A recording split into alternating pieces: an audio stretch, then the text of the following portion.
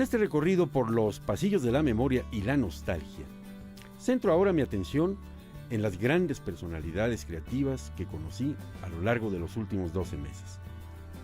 Hablo de gente creativa, individuos que escaparon a las ataduras de la vida contemporánea para crear mundos paralelos en el lienzo o en otros objetos, universos enteros con las palabras o toda clase de objetos fantásticos en metales y otros materiales.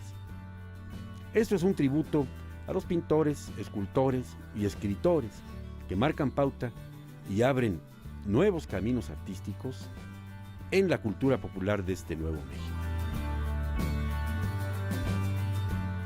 Pablo Luzardo, ¿qué sensación tan agradable se siente aquí en tu lugar de trabajo, en tu estudio? Siempre es interesante ver dónde trabaja un artista, de qué se rodea, qué tiene a la mano. Por eso el ambiente siempre de un estudio, del lugar de trabajo de un pintor, en este caso, pues siempre es muy, muy interesante. Tú empezaste a pintar muy joven, ¿no? Mira, Eres una persona joven, por cierto. sí, bueno, ni tan joven. Empecé a pintar, sí, bueno, como todo mundo desde niño, todo el mundo agarra sus crayolas y pinta, ¿no? Sí. Y tuve la gran ventaja de que mi padre es arquitecto y pintor también. Entonces, y él tenía su estudio justamente en casa. Entonces, yo, digamos que crecí rodeado de planos de arquitectura, acuarelas, óleo, entonces estaba como que muy relacionado con eso. ¿Recuerdas el primer cuadro que tú dijiste, esto ya está consumado? Sí. Sí, esa es una pregunta interesante porque ¿cuándo se acaba un cuadro, no? Uh-huh. Entonces, muchos pintores dicen que se acaba cuando ya no lo quiere echar a perder, ¿no?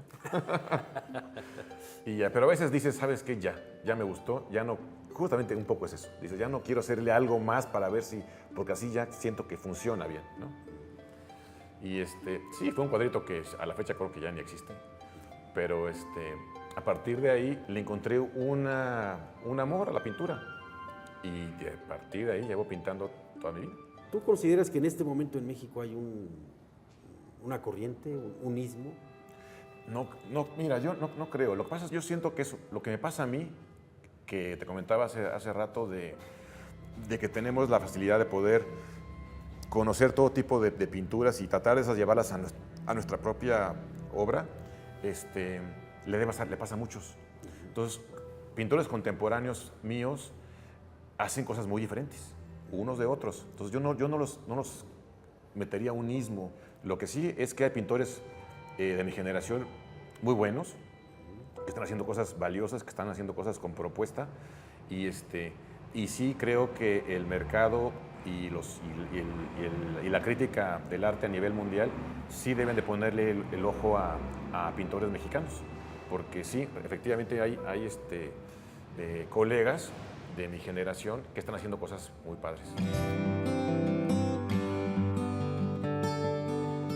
¿Ideológico, político algunas veces? Te lo decía por este cuadro magnífico que tienes aquí. Sí. Bueno, de hecho, he tocado muchos cuadros. Obviamente, la pintura es como el reflejo o la forma de comunicación del pintor, ¿no? O sea, es como nos expresamos. A veces no nos expresamos bien con palabras y tenemos que ponernos a pintar para dar a conocer quiénes somos, ¿no? Sí, porque tienes un paisaje maravilloso, abajo calmo, unos llanos, con un indio montado, muy bien montado. Así es. Y la contraparte es el cielo con una cosa urbana que se cae, ¿no? Una ciudad, sí, como si la ciudad estuviera, el cielo fuera la ciudad. Ajá.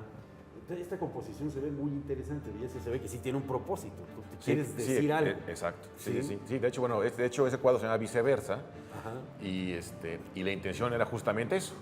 Este mundo caótico en el que estamos viviendo ahora, que ya no encontramos ni pies ni cabeza, entonces lo quise representar en una pintura, ¿no?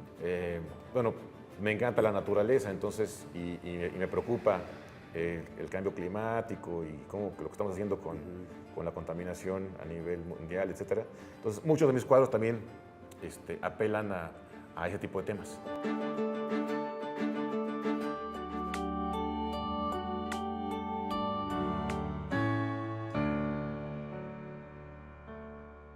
Al revisar el canon literario mexicano, resulta interesante ver en él dos elementos muy particulares. El primero sería el enorme talento que han tenido los hombres de letras en nuestro país. El segundo punto, pues, es precisamente eso, que hablar de letras es hablar de un mundo casi masculino, donde la contribución de las mujeres suele quedar al margen, apareciendo de manera casi incidental en el canon literario universal y por supuesto en el mexicano. Marta Rivapalacio, fíjate que esta idea surgió con Paula hace tiempo, de este asunto de ir a conversar de la vida, del amor, de las decepciones. Los hombres teníamos un magnífico refugio que eran las cantinas. El cantinero era nuestro psicólogo, Claro. nuestro psiquiatra, era nuestro confesor. Y a él acudíamos pues para abrir nuestro pecho y sacar así que lo más profundo, ¿no? Y había cantineros ya bastante especializados, ¿no? Y no todos, como decían ustedes hace poco, lacanianos. Entonces, nos dimos a la tarea de llevar a cabo esta plática pues en una cantina. ¿Sí? Pues ¿Se sienten a gusto en la cantina? Sí, totalmente. Hay que decir que las Sí, mujeres sí. hemos empezado a invadir otros espacios que antes eran Sí. supuestamente exclusivos de los hombres. totalmente, Así como ¿no? la cantina, también la literatura, ¿o no? Pero, Marta, este espíritu transgresor, ¿hace falta hoy en día para irrumpir o ya las mujeres tienen un lugar? No. Nos falta transgredir mucho, ¿no? ¿Sí? Y yo creo que hasta poder llegar a este punto en el cual ya no se vea incluso como transgresión, ¿no? De que ya sea algo orgánico que ya no tengamos que estar hablando de esta necesidad de que se nos mire, que se nos nombre, de que se nos reconozca como personas, ¿no? Es triste decirlo, pero actualmente todavía estamos muy lejos todavía de lograr muchas cosas, ¿no? ¿Te refieres a México o en general? En general.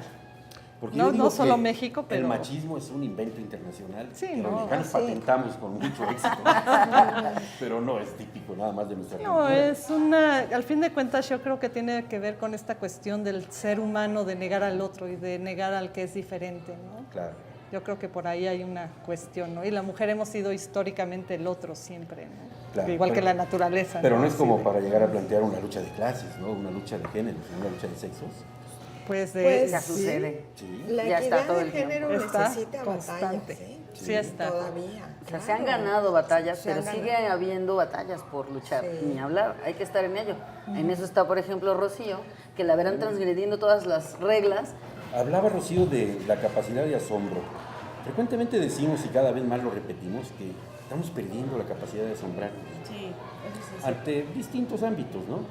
¿Será porque la realidad ahora está tan predicha? ¿Será porque está más mecanizada? ¿Será porque los niños ahora pues tienen a la mano adminículos que casi juegan solitos? ¿Sí? No sé qué tiene que ver esto en las nuevas generaciones, que quizá logren cambiar la visión del mundo de la próxima generación, que no tenga el contacto con, no sé, la calle, ¿no? Como era antes. No, yo creo que la capacidad de asombro es, digamos, una parte de la condición humana. Lo que sucede es que qué hacemos con el tiempo y qué nos acercamos o qué nos acercan los padres a los niños justamente en ese tiempo. De pronto pensamos que los niños tienen que estar ocupados todo el tiempo. ¿Por qué?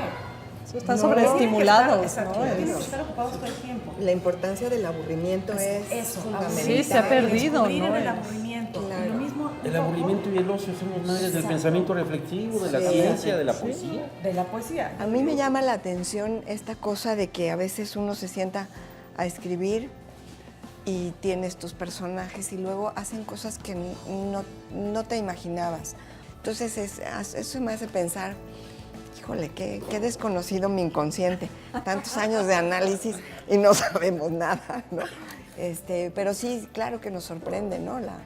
La pluma, lo que va dejando ahí. Bueno, y para hablar de los momentos de la escritura y de la creación, pues hagamos otro brindis, porque si no, no le hacemos honor a esta calle tradicional de Bucareli. Salud.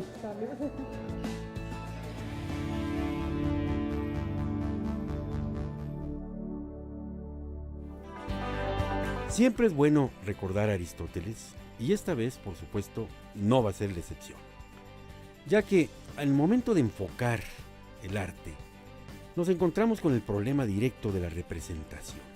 Y Aristóteles decía que no es la apariencia externa de las cosas, sino su significado interior, el que verdaderamente queda plasmado en una obra artística. Tú que te dedicas a este arte, ¿cómo lo definirías dentro de las actividades estéticas? Bueno, la pregunta es verdaderamente interesante y muy profunda, porque ha cambiado el concepto de lo que el ciudadano o el ser común de hoy tenemos como escultura.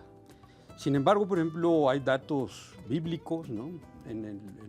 Sobre todo en el Génesis, de que el hombre es modelado con barro. Es decir, Dios está fundando en ese sentido el modelado como una de las vocaciones o de las actividades que Él mismo ejerce para poder crear al hombre. Así es. Eso es en el Génesis, ¿no? El principio de todo. El principio de todo. Y luego dará un soplo para que éste se anime, ¿no? Pero cuando vemos las otras culturas, revisamos la mitología de otras regiones del planeta, algo similar sucede. Es decir, entonces la escultura como oficio tiene una cosa histórica, antigua, o sea, siempre ha estado mezclado con la tierra y con el cosmos. Es decir, y la escultura de alguna manera, junto con la pintura, con la música, con otras disciplinas que también son tan antiguas, van marcando el paso de la humanidad por nuestro planeta. Es decir, son un testimonio de muchas cosas. Es decir, no solo tienen la función de la estética o de la belleza, sino que son la otra parte del alma o de la construcción histórica del ser. Sí, porque la gente dice de pronto, oye, no, yo me voy a dedicar a las artes plásticas porque no sirvo para las matemáticas. Error. Bueno, pues el que no sabe dimensionar, ¿sí? Error. Está muy alejado de ser el cálculo estético para lo que quiera proyectar. ¿Sí? No tiene fundamento. Sí. Y eso lo hace, al no tener fundamento, está mintiendo. Pero no le miente a los otros, está mintiendo a él mismo. Porque esa falta de conocimiento sobre el dominio de las otras partes no le permite decir lo que en verdad quiere. Entonces tiene caminos más espontáneos, menos precisos. Por eso a veces sí existe, desgraciadamente, una diferencia entre quién es un maestro y quién permanecerá como un aprendiz toda su vida. ¿Quién es un diletante? Y ¿Quién es un diletante y quién es un consumado? Sí. Y por eso hay una enorme diferencia. México es un semillero de talentos.